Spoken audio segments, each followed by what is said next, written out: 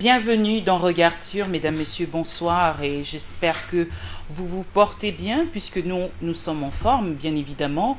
Très heureuse de vous savoir nombreux en train d'attendre notre rendez-vous de chaque vendredi. C'est déjà votre émission qui commence. Le regard de ce soir sera porté sur le sénateur Jacques Njoli. Bonsoir. Bonsoir, madame. Merci d'avoir répondu à notre invitation. Monsieur Njoli, je rappelle que vous êtes sénateur, mais aussi membre du MLC. Vous n'avez pas un poste stratégique au sein du MLC. Mais je suis inspecteur général du MLC. Oui, qu'est-ce que ça veut dire exactement? Mais après le président national, nous avons la secrétaire générale qui est assistée de 4 secrétaires généraux. Très bien. Et moi, je suis inspecteur général, donc je suis à la disposition du président national, du secrétaire général, pour faire l'évaluation, l'audit et la prospective du parti. En tant qu'un constitutionnaliste, bien évidemment. Pas nécessairement, mais d'abord en tant que militant du MLC. Très bien. Alors, comment se porte votre parti politique? Un parti politique qui a été affecté par plusieurs événements majeurs. Aujourd'hui, vous tenez toujours le coup. Mais je crois que l'MLC est le parti, un des partis les plus stables de la République. C'est pas moi qui l'ai dit. Les dernières publications montrent que parmi les 3 ou 4 partis réels implantés sur les territoires, il y a le MLC. Et même si vous n'êtes pas financé comme le prévoit la Constitution. Et ça c'est une performance très importante à souligner, parce qu'il faut ensuite dire que c'est un parti qui est décapité de son leader depuis plus de 7 ou 8 ans et qui malgré tout tient. C'est le deuxième parti en termes de députés au niveau de l'Assemblée nationale. C'est le deuxième parti en termes de députés au niveau du Sénat. Et c'est un parti qui est implanté sur l'ensemble du territoire avec des députés provinciaux qui travaillent.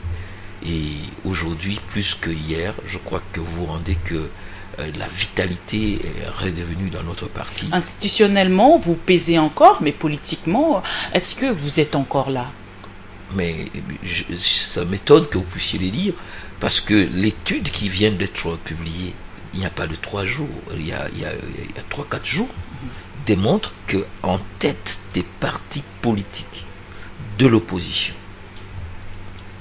il y a le mouvement de libération du Congo. Et en termes d'attente pour l'alternance, les Congolais attendent que les leaders de l'MLC assument. Donc, en termes d'implantation, l'MLC est là. Nous sommes un des rares partis qui a eu et qui a encore des représentants sur l'ensemble du territoire, des fédérations. Moi-même qui vous parle, je viens de l'arrière-pays. J'ai fait l'Équateur. On va en parler. J'ai pu me rendre compte du dynamisme et de la vitalité du parti, comme je l'ai dit. Alors, en termes d'alternance aujourd'hui, est-ce que le MLC est capable de se désigner un candidat si seulement Jean-Pierre Bemba serait toujours incarcéré? C'est une question intéressante et importante. L'alternance aujourd'hui ne joue pas en termes d'un parti politique. L'alternance, c'est en termes de regroupement. En 2006, Jean-Pierre Bemba, au premier tour seul, n'a fait que 22%. Mais au deuxième tour, il est parvenu à fédérer autour de lui à plus de 42, voire 46%. En 2011, l'opposition qui est allée de manière plus ou moins dispersée n'a pas pu faire ce qu'elle a pu, mais elle ne pouvait pas. En fait, le mode de scrutin, le scrutin majoritaire à un tour, impose qu'il faut l'unité pour, n'est-ce pas? Et sur ces points-là, la nouvelle direction politique du MLC est en train de travailler pour la consolidation de l'unité de l'opposition.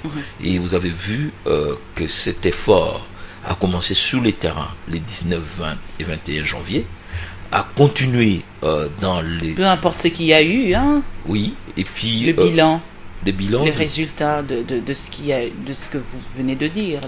Un résultat, 20, si en termes politiques, très important, parce que... Je parle des morts, monsieur Njoli. Ah oui, les morts, effectivement, il y a eu de morts. Et nous attendons là-dessus que l'enquête soit déclenchée, parce que... Vous faites partie des responsables moraux, hein, il faudrait le dire. Mais écoutez, les responsables moraux, la responsabilité morale ne se dégage pas comme ça. La responsabilité morale dégage de l'intentionnalité de tuer. Qui a utilisé le ZAR pour tirer sur les manifestants nus?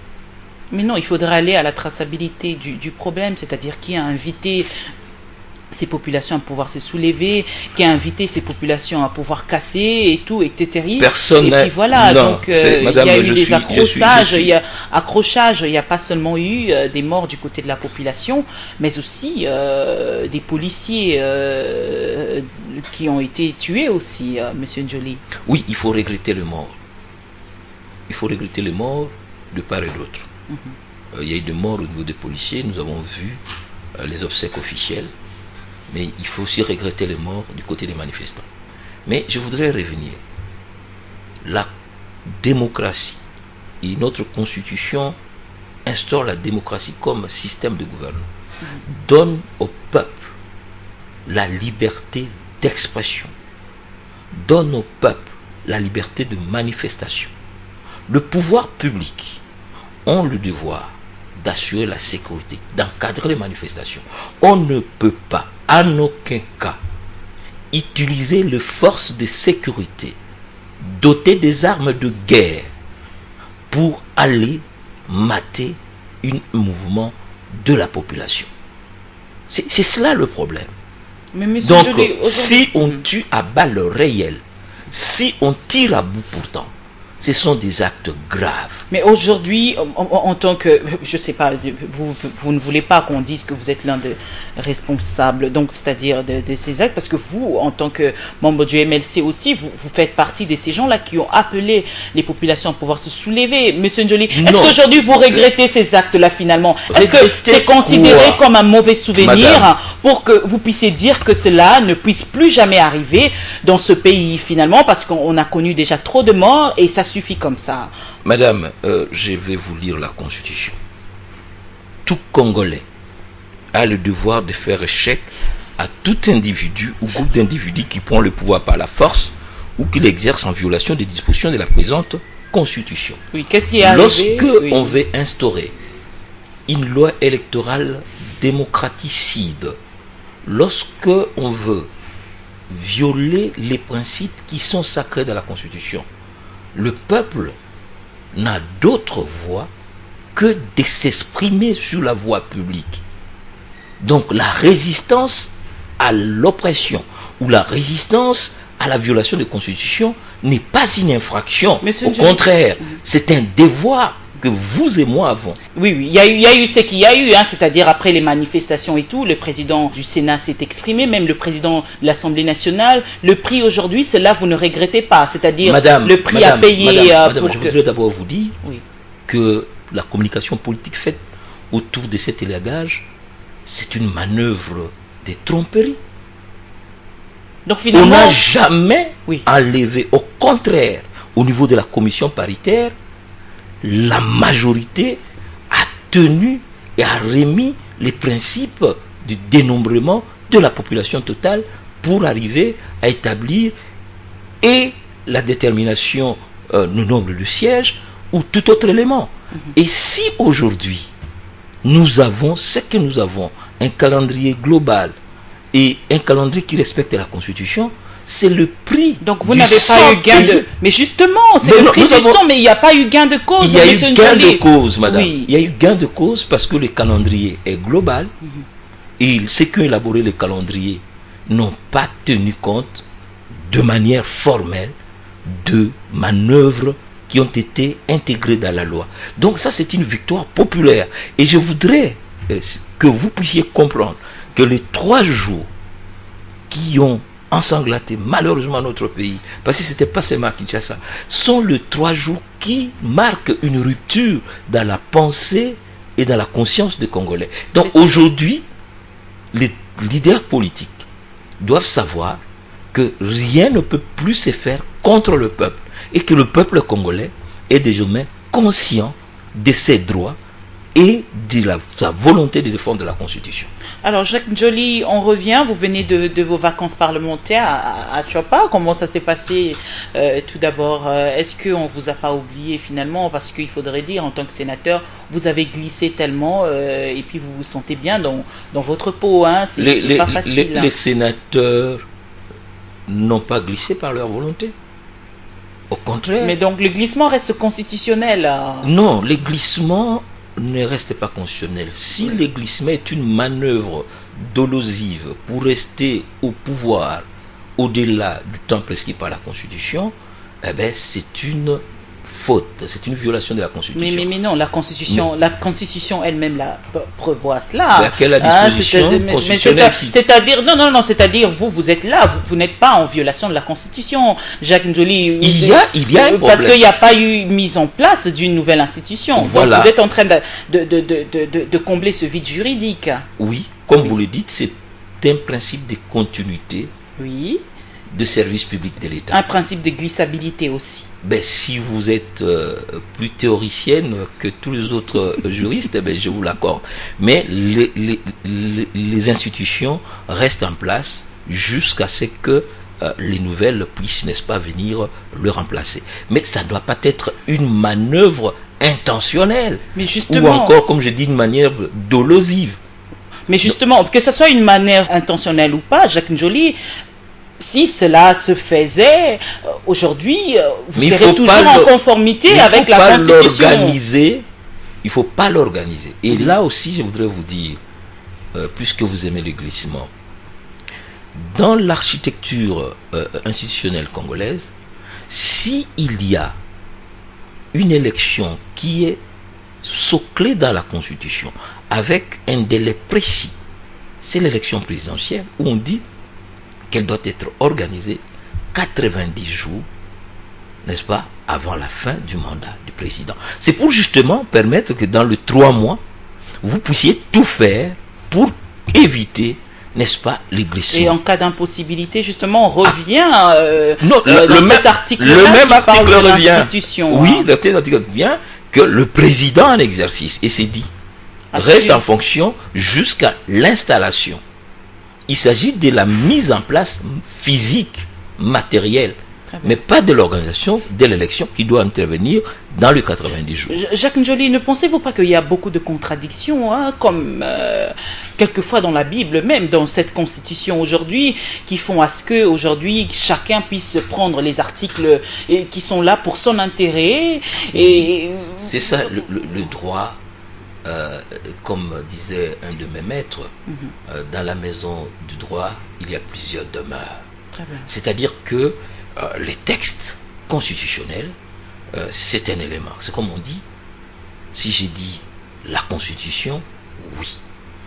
Toute la Constitution, oui. Mais rien que la Constitution, non. C'est-à-dire qu'il y a des instances qui sont chargées d'interpréter la Constitution, comme la Cour suprême, parce qu'il peut y avoir obscuri libelli, c'est-à-dire que la Constitution peut prêter à contradiction. La Constitution peut donner de clair-obscur, il faut l'interpréter, mais il faut garder l'esprit. L'esprit, parce que l'esprit vivifie, mais la lettre tue.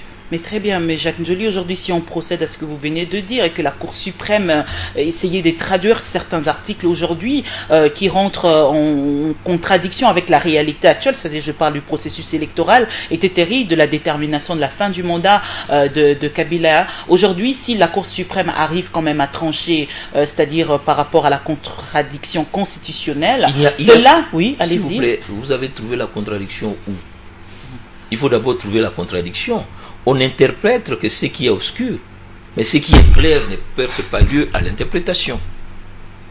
Il y a clarté sur la date de la fin du mandat du président et le calendrier électoral de la CENI conforte cette clarté en disant que l'élection du président aura lieu le 27 novembre et que le nouveau président va prêter serment le 19 novembre. Et si ça n'arrive pas, de l'autre côté, on prévoit quand même d'autres manœuvres. C'est un peu ça la Constitution, monsieur Joly. S'il vous plaît, laissez-moi finir. C'est-à-dire que la Constitution qui nous donne une possibilité, c'est-à-dire la Constitution qui détermine la fin de notre exercice, mais aussi qui donne une possibilité de l'autre côté, si seulement on n'arrive pas vraiment à respecter le délai, on pourrait rester pour combler le vide juridique, c'est ça. Il n'y a pas de problème. Très bien.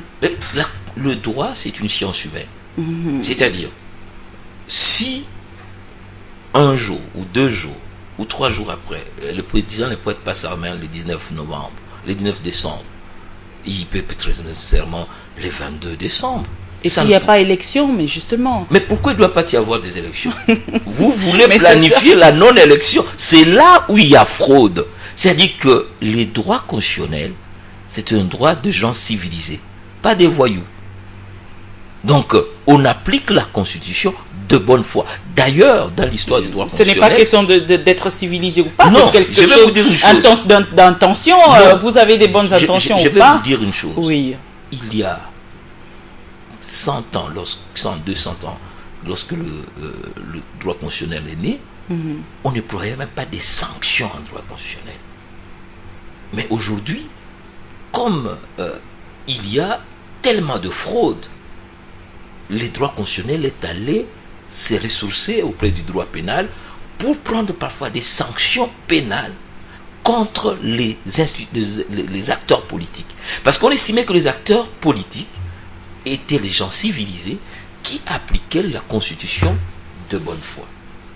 Mais malheureusement, la bonne foi a été trahie et des putschistes, mais justement, des antidémocrates, Jacques Joly, des contorsionnistes sont entrés dans le droit constitutionnel. Bonne foi et voilà le droit pénal qui était obligé d'aller les poursuivre. Bonne foi ou respect de la Constitution? Aujourd'hui, on peut quand même ne pas être de bonne foi, mais en respectant la Constitution.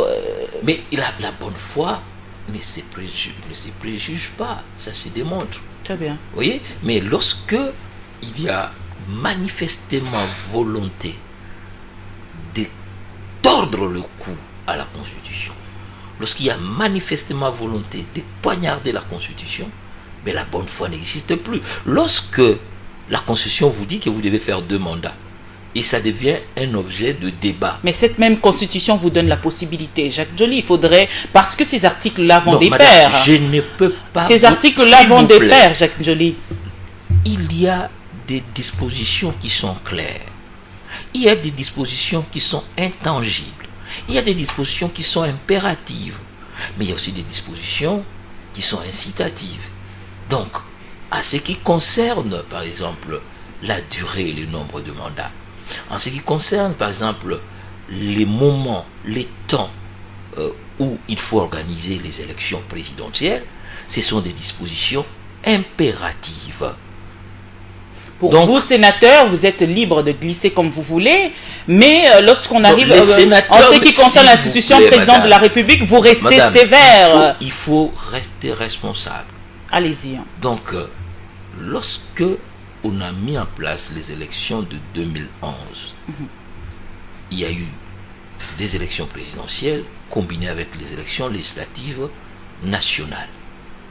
Et il y avait une suite, les élections provinciales, qui devaient donner lieu à l'installation du nouveau Sénat et de nouvelles assemblées provinciales et de gouverneurs.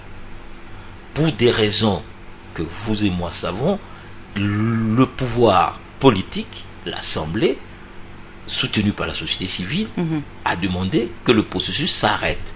C'est un cas de force majeure. Donc ce n'est pas la volonté des assemblées provinciales actuelles ou du Sénat actuel de rester. Donc si on apprête votre nom là de glissement ou de patinage, ce n'est pas la volonté des acteurs politiques du Sénat. Ok?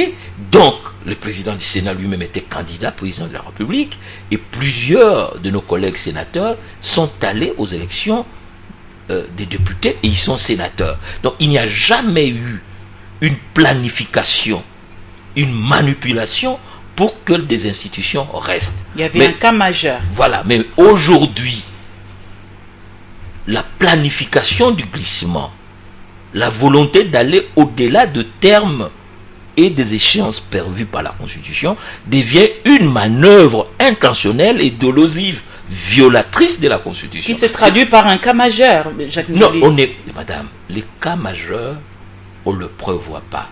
Très bien.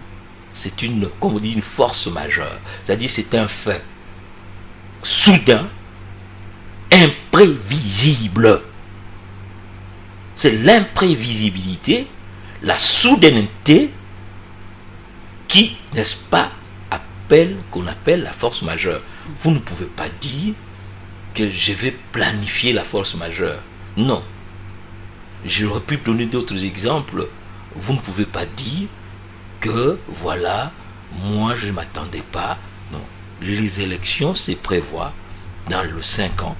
Et il ne faut pas commencer à créer la force majeure. C'est ce que j'appelle la manœuvre dolosive et dangereuse. C'est ce qui est aujourd'hui. C'est ce qu'on a senti. C'est qu'on a senti. C'est ce que vous sentez. C'est ce que ça vous voyez. Mais c'est, madame, moi j'ai pas publié des ouvrages pour dire que il faut aller. Je suis pas passé à la télévision pour dire il faut changer la Constitution. Il faut une 4e République. Moi je n'ai pas créé une association qui s'appelle Désir Foulani. C'est qu'ils l'ont dit et c'est qu'ils les disent. Qui ont osé le dire, vous le connaissez. Et puis ils n'ont peut-être pas encore désarmé. On ne pourrait pas considérer ça comme une sorte de démocratie au sein de leur famille politique, dès lors que leur autorité morale ne s'est jamais prononcée là-dessus. Je n'entre pas dans les intentions morales. L'autorité morale, ce sont des structures hors la loi qui ne m'intéressent pas. Mais ce qui est important, c'est que notre démocratie est constitutionnelle. Dans certaines démocraties même, comme au Bénin, passer à la télévision pour appeler à violer la Constitution ou à aller au-delà de la Constitution peut vous amener devant la Cour constitutionnelle. Parce que la Constitution, c'est notre être ensemble. C'est notre loi suprême. C'est notre âme. C'est notre socle. Vous ne pouvez pas, n'est-ce pas, toucher à ce qui nous constitue. Donc, si vous voulez toucher à la Constitution, notamment aux principes qui sont soclés au niveau de l'article 220, c'est un acte de, non simplement des démocraticides, mais des statocides, c'est-à-dire que vous voulez tuer l'État. Parce que cet État a connu beaucoup de difficultés parce que les gens ont instrumentalisé le texte, parce que les gens ont patrimonialisé la République. Et lorsque nous sommes allés à la Sun City, après avoir pris les armes, nous avons dit plus jamais ça, respectons la Constitution. Alors Jacques Njoli, pensez-vous qu'aujourd'hui cette Constitution devait être revue, changée ou rester telle qu'elle est? Mais la Constitution elle-même n'est pas une plante dressée pour l'éternité. Donc elle prévoit les mécanismes pour sa révision. Comment on le révise, quand on les révise, qui peut prendre l'initiative et quelles sont les limites. Voilà le problème. Mais des gens veulent aller au-delà de ces limites-là, créer ce qu'on appelle la fraude à la Constitution. Alors, puisqu'on est en train de parler de ce mot glissement, Jacques Njoli, vous avez dit le mot glissement, le glissement n'est pas constitutionnel, mais aujourd'hui, il y a eu publication du calendrier électoral, un calendrier qui est soutenu par les uns, mais aussi rejeté par les autres. Et vous, c'est quoi votre point de vue sur ce calendrier global? Mais il faut d'abord remercier la CENI qui a fait cet effort intellectuel de produire un calendrier. Dépit de contraintes. On va y arriver. Il faut d'abord les féliciter. Un calendrier qui ramasse l'ensemble des questions qu'on appelle globales. Un calendrier qui nous donne finalement la date de l'élection présidentielle et la date de la passation de pouvoir, le 19 décembre 2016. C'est important. Mais toute œuvre humaine présente des faiblesses. Et les premiers à soulever ces faiblesses, ce sont ceux qui ont élaboré ces calendriers eux-mêmes, qui disent que ces calendriers a 23 contraintes externes. C'est-à-dire qu'ils ont fait leur travail. Maintenant, il y a d'autres acteurs. Quelques-unes ont été balayées. Voilà. Donc, d'autres contraintes qui doivent être, n'est-ce pas, remplies par d'autres acteurs. Et ces contraintes sont majeures. Ce qui fait que ça rend les calendriers d'abord trop contraignants. Et parfois, un calendrier qui viole la Constitution. C'est-à-dire? Par exemple, dans ces calendriers, on va organiser les élections locales, municipales, sans réviser la liste électorale. On exclut donc 10 millions de Congolais qui ont l'âge de 18 ans jusqu'à 25 ans. C'est quand même un déni très fort. Donc ça, c'est un problème constitutionnel majeur qui aurait pu faire l'objet d'un débat. C'est une autre deuxième faiblesse, c'est un calendrier qui est non consensuel. Madame, vous savez que la loi électorale a été publiée le 12 février 2015 à 12 heures. Et le calendrier a été publié le même 12 février à 3 heures. Or, un calendrier, c'est une décision administrative, réglementaire. Une mesure d'application de la loi. De la loi. Alors, j'ai béni les caractères génial de ces hommes qui n'ont eu que 3 heures pour couler en texte réglementaire une loi qu'on devait supposer que il ne veut pas connaître. Cela n'est pas considéré comme un débat dépassé aujourd'hui, vu que le calendrier global est là. Vous avez réclamé cela, Jacques Njoli. Aujourd'hui, il est là, que ça soit publié 2 heures, 1 heure après la promulgation de la loi électorale. Aujourd'hui, le plus important, le calendrier est là, Jacques Njoli. Tout à fait, je suis d'accord avec vous, le calendrier est là. Mais, madame, j'ai une toute petite expérience dans l'organisation des élections. Et partout, lorsque on entre dans ce qu'on appelle les bonnes pratiques électorales, il est toujours important de discuter avec toutes les parties prenantes avant de faire un calendrier. Jacques Njoli, s'il vous plaît, avant que vous puissiez évoluer, puisque vous parlez du consensus, déjà le fait qu'aujourd'hui, cette commission électorale nationale indépendante puisse égorger quelques personnes, la majorité, opposition et la société civile, ce n'est pas ça le sens du consensus. Vous parlez de non, il faut pas confondre les mécanismes de désignation de membres d'une institution avec les règles de fonctionnement de cette institution ou les principes directeurs de cette institution. Pour avoir de bonnes élections, il faut que toutes les parties prenantes échangent. Quelles sont ces parties prenantes? L'organe de gestion électorale lui-même d'abord, qui doit rester le plus impartial possible, le plus neutre possible, le plus indépendant possible, mais qui doit être en concertation. Et je me réjouis qu'aujourd'hui, on parle d'une concertation qui aura lieu probablement par du peuple. C'est une bonne chose. Il faut se concerter. Parce que... Dans les institutions. Non. Que ces démarches-là restent institutionnelles. Ou au-delà, ça peut aller je vais au-delà. vous dire une chose. Oui. Vous savez... parce que c'est la loi qui le prévoit. S'il vous plaît, oui. La gestion de l'État, au plan macro-global, ou même micro-cosmique, exige toujours les dialogues. Vous savez, vous êtes dans une entreprise privée ici, qui s'appelle Congo Web. Même s'il y a un chef, un patron, et je le salue, M. Chabani, mais s'il ne sait pas consulter ses collaborateurs avant toute prise de décision, ben, il va y avoir asymétrie. Il dit, bon, puisqu'il connaît tout, ben, on le laisse faire. C'est ça aussi l'impératif de concertation. Le calendrier a été fait. C'est un calendrier global, mais qui pose un certain nombre de questions qui auraient pu être résolues rationnellement par une discussion. Et je crois que c'est la démarche, n'est-ce pas, qui a été faite par l'opposition. C'est dit, merci d'avoir fait un calendrier, mais voilà ce que nous aurions voulu, une contre-proposition. Qu'est-ce que vous en pensez? Ben, je ne sais pas la réponse de la CENI, mais nous, et moi, le premier au sein du MLC, je n'encourage pas de rupture de dialogue entre le partenaire. J'en étais moi-même victime. Et lorsque vous coupez le pont avec une partie des acteurs politiques, ou même avec la communauté internationale, ou même avec la société civile, ben, il y a de fortes chances que votre processus, à la fin, soit contesté parce que vous n'avez pas impliqué tout le monde. C'est une démarche très très difficile, mais qui n'est pas impossible. Et il faut s'y résoudre si on veut avoir des élections apaisées.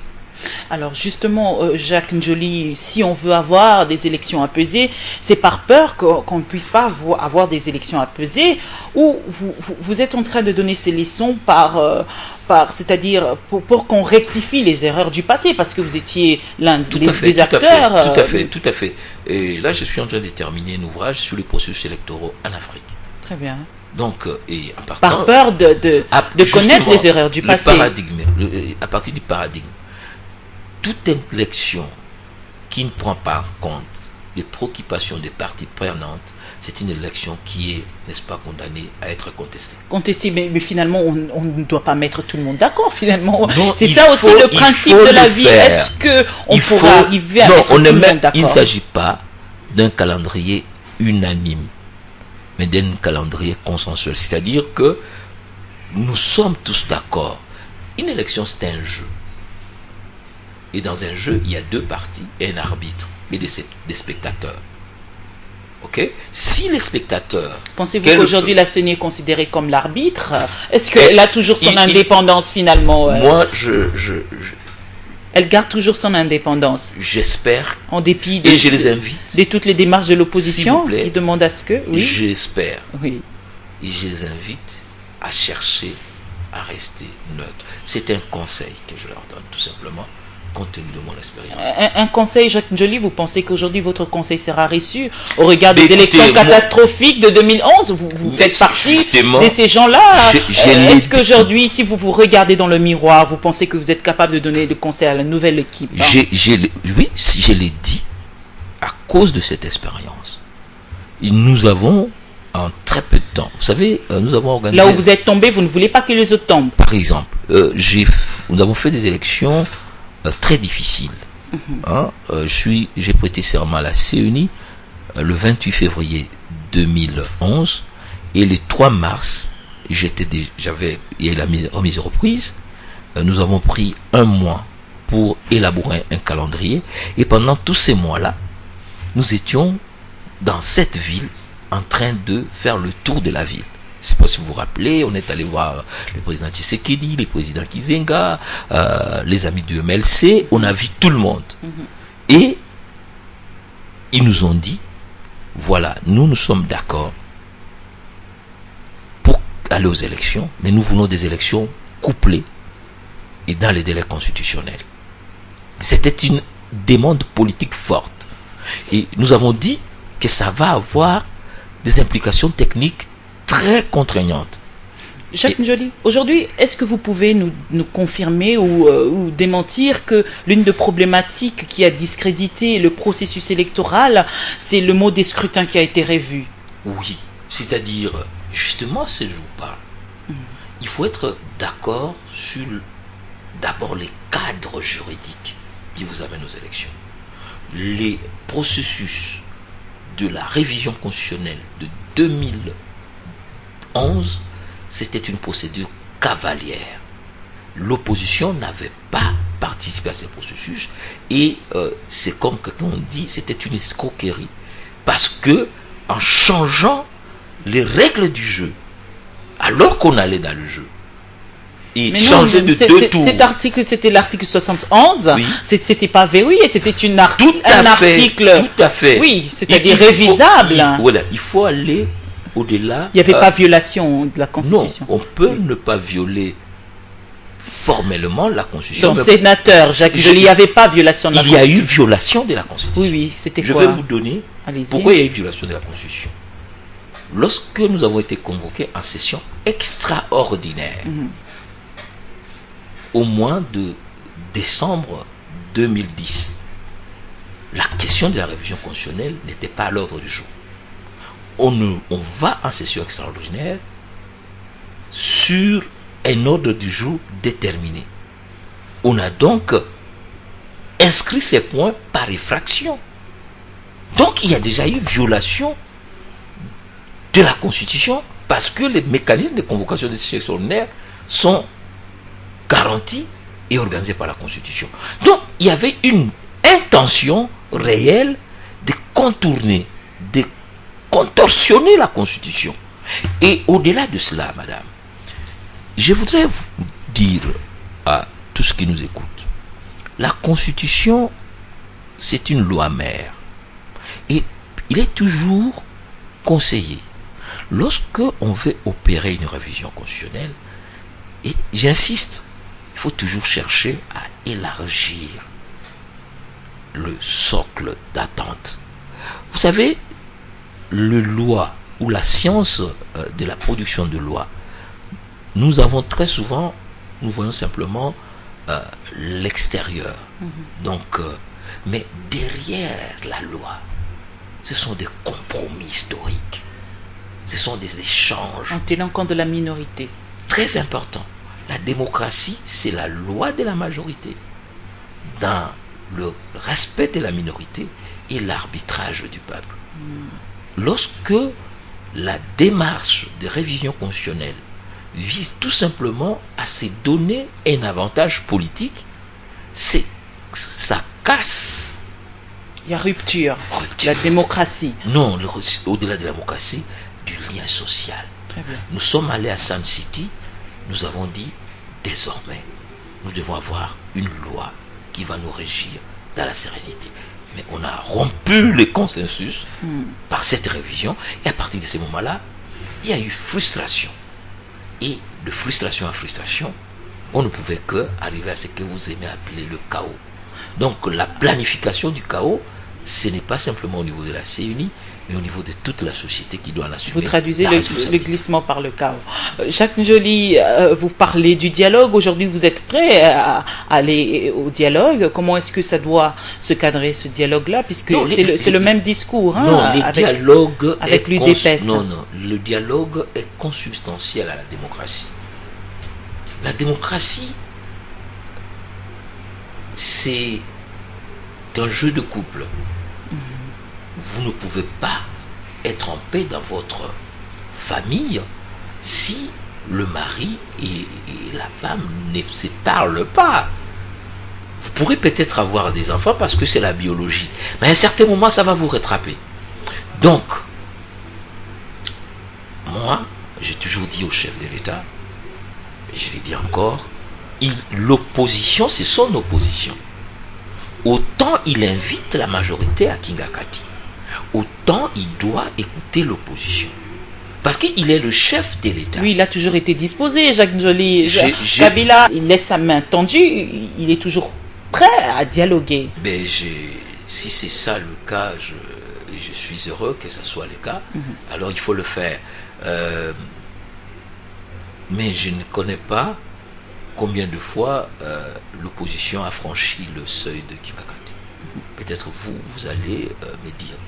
Mais il est important que ce soit à Kingakati, que ce soit ailleurs, le président doit écouter son opposition.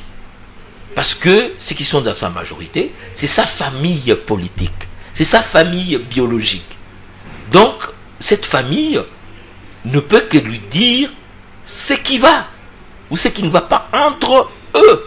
Mais ils ne lui diront pas ce qui ne va pas dehors. Et il y a un corps politique qui est chargé de lui dire ce qui ne va pas. Ce corps politique s'appelle l'opposition. C'est l'opposition. Et il y a une loi sur l'opposition. Si vous lisez la Constitution, à l'article 8, il est dit l'opposition est reconnue en République démocratique du Congo. Ses droits, son existence, ses activités, sa lutte pour la conquête sont sacrés. Ils ne peuvent subir des limites que celles. Donc l'opposition est reconnue. C'est son opposition. Vous pensez qu'aujourd'hui l'opposition n'est pas dans tous ses droits? Non. Il y a une volonté manifeste de masculer cette opposition, de manipuler cette opposition. Depuis 2000... Si elle donne l'impression qu'elle est manipulable, qu'est-ce que vous voulez, Jacques Njoli? L'opposition, elle est reflet de la volonté de la majorité. C'est-à-dire? Mais je vous ai dit la vérité. Vous savez, la démocratie, c'est une manière d'être. Le chef de l'État le Premier ministre,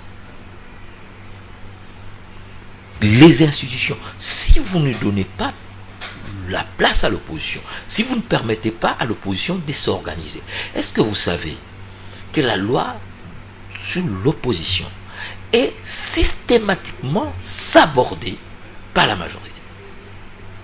Je vous l'ai dit d'expérience. Et qu'est-ce que vous faites, vous gardez les mains croisées? Ce n'est pas à nous. La conséquence, c'est que nous avons une démocratie en pacotille ou fragile, parce qu'on ne permet pas à l'opposition. Vous avez parlé des financements des partis politiques. C'est un problème. Le parti politique concourt à l'exercice, n'est-ce pas? Si on doit financer ces partis politiques, on va financer seulement ceux-là qui sont en conformité. Hein, tout à fait. Il y a la loi sur le financement. Et vous n'êtes pas nombreux d'ailleurs. La loi sur le financement des partis politiques existe. Même plus que ça. Pour nous, un pays avec 477 partis politiques, c'est un pays qui a souffert d'une pathologie politique grave. Parce que, en principe, moi je vous donne le cas la racine du problème en Corée du Sud, oui. Après les élections, tous les partis qui ont moins de 5% doivent disparaître de la scène politique et attendre les prochaines élections. Comme ça, le jeu politique est clair. Parce que qui pollue le jeu politique congolais? Ce sont des individus qui ont un parti, qui sont élus seuls, qui changent des acteurs qui sont indépendants. Mais si le jeu politique devait se retrouver autour, ne fût-ce que des 10 premiers partis politiques, je vais vous dire une chose. Est-ce que vous savez qu'il n'y a pas plus de 10 partis politiques qui ont au moins 5 élus à l'Assemblée nationale? 5. Le PPRD a 69, le plus grand parti politique de la majorité. L'UDPS a 41 députés, 42. C'est le plus grand parti de l'opposition. Et vous allez jusqu'aux partis qui ont 7 ou 8 députés et 5. Tous les restes ont 2-3 députés. Et c'est cette fragmentation, cet éparpillement qui donne, n'est-ce pas, cette tohu-bohu qui empêche le jeu. Mais c'est ça aussi la démocratie, Jacques Joly. Aujourd'hui, si par exemple quelqu'un comme Thomas Louaka qui veut rester dans votre famille politique, le MLC et tout, c'est parce que aussi il veut pas créer son propre parti, peut-être. Hein. C'est juste une parenthèse. C'est un très mauvais exemple. Un très mauvais exemple. Le problème a été résolu finalement. Mais le problème est peut-être que résolu. Monsieur Thomas Louaka, c'est un acteur politique libre. N'est-ce pas? Il était, lorsqu'il est allé à la rébellion, il était dans RCD Goma. Il a quitté les RCD Goma librement pour aller dans les RCD KML. MSD-K. Et après, il a quitté les RCD KML pour entrer au MLC. Et maintenant, il a estimé que la ligne politique de Jean-Pierre Bemba ne lui plaisait pas. Il est libre d'aller là où il veut. Mais il n'est pas le premier.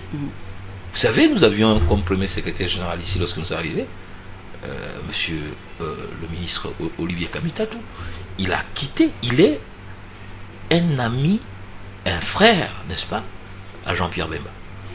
Et lorsqu'il a estimé que leur chemin devait se séparer, librement, il est allé créer l'ARC. Donc Thomas Louaka manque d'élégance politique. Heureusement, c'est vous qui le dites. Mais il faut c'est une question, je ne l'affirme pas. J'ai beaucoup d'amitié pour lui.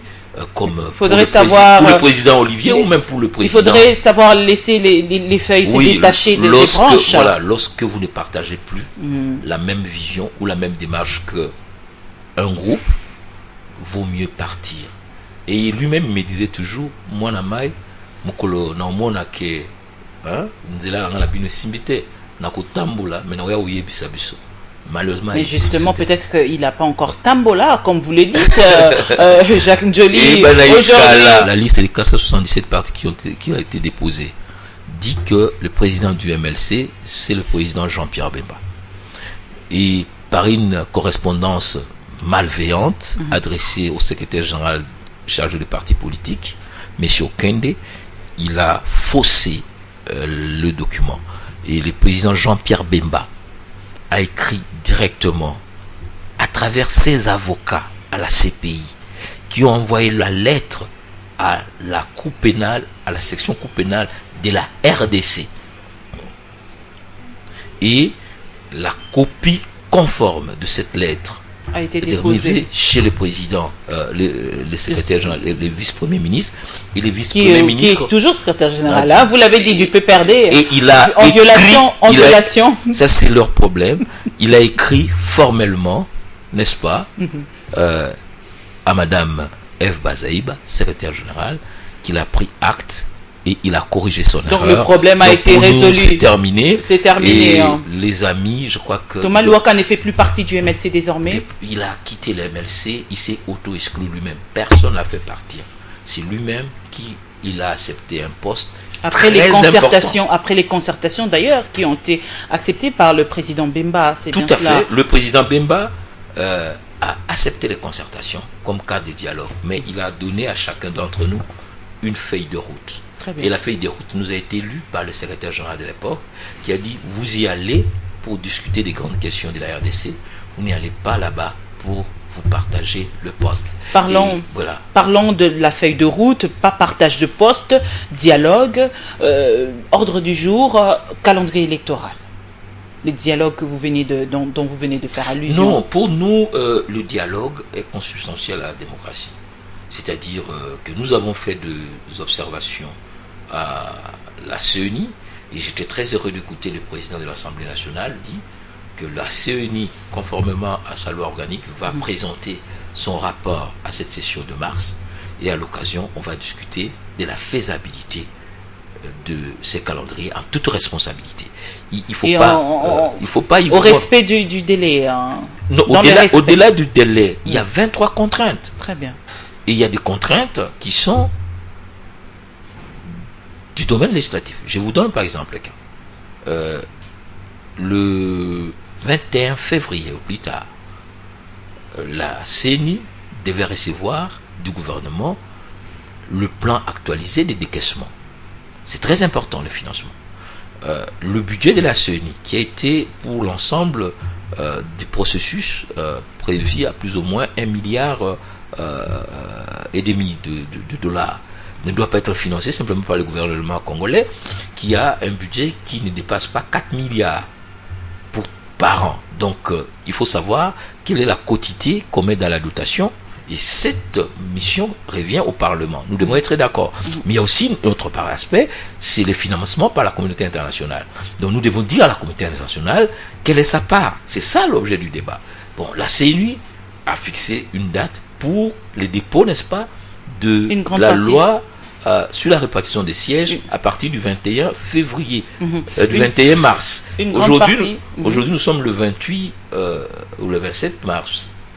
Est-ce que la loi a été déposée? Tout ça sont des questions. C'est des problèmes et tout. Une grande partie, juste une petite parole, une grande partie de la communauté internationale a présenté son budget, hein, un budget qui n'est pas très consistant, comparément aux besoins fondamentaux de la CENI. Oui, mais ce ne sera pas la première fois. Nous avons organisé des élections. Une grande partie, c'est financé par la République. Mais là n'est pas aussi les problèmes. Que le gouvernement accepte de financer, c'est une bonne chose. Mais il faut qu'il y ait la fluidité dans ces financements. Il ne faut pas qu'on aille derrière le gouvernement. Il vous donne aujourd'hui 10 millions, alors que vous avez des besoins de 40 millions, et vous commencez à faire l'achat des produits comme on achète les Bitekuteku au ONZ. Non, c'est pas important.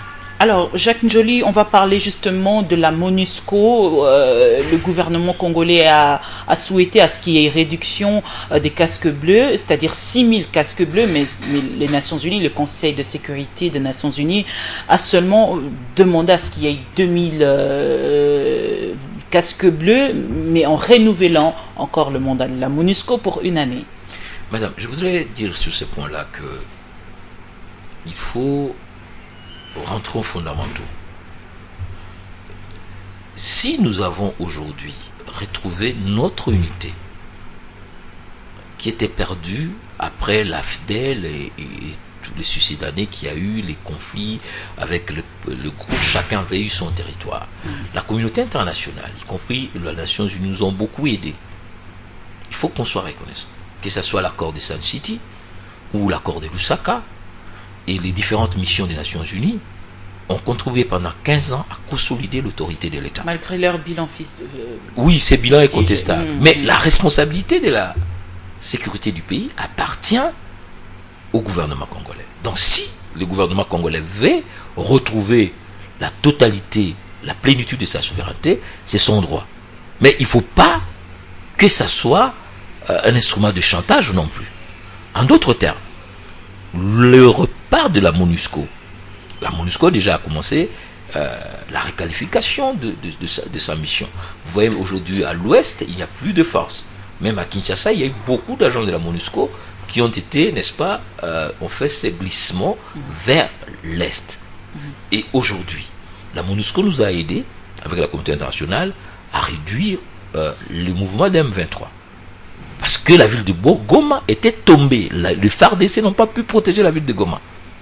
Deuxièmement. Mais la MONUSCO elle-même a reconnu que la victoire du sur incontestable. les M23, c'était une grande partie des FARDC. Incontestable. L'opération Pomme Orange est une opération. Aujourd'hui, avec cette décision souveraine de Kabila sur les opérations unilatérales que devraient mener désormais les FARDC. C'est notre devoir. Oui. C'est notre devoir. Mais nous ne pas oublier. Au regard de ces avancées, pourquoi ne pas réduire justement? Mais on a réduit. Oui. On était à 20 000. Le gouvernement voulait qu'on réduise à 6 000. On a réduit à 2 000. Il faut y aller progressivement. Pourquoi? Parce que nous avons signé l'accord de Lusaka. Nous avons aussi signé l'accord d'Addis Abeba, où un des piliers importants de cet accord, c'est la réforme du secteur de sécurité. Il faut que nous-mêmes, Congolais, nous puissions faire le point sur la réforme de notre secteur de sécurité.